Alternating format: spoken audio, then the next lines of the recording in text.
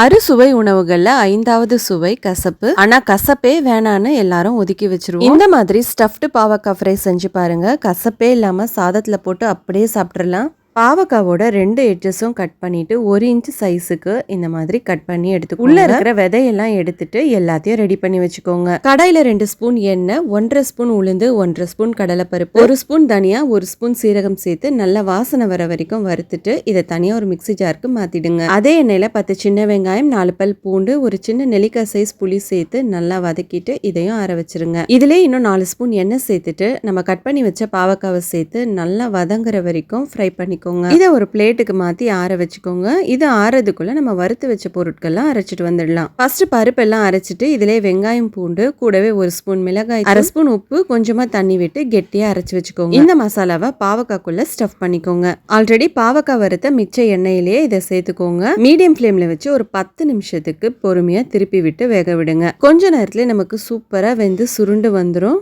கண்டிப்பா இந்த ரெசிபியை ட்ரை பண்ணுங்க. தேங்க்ஸ் ஃபார் வாட்சிங்.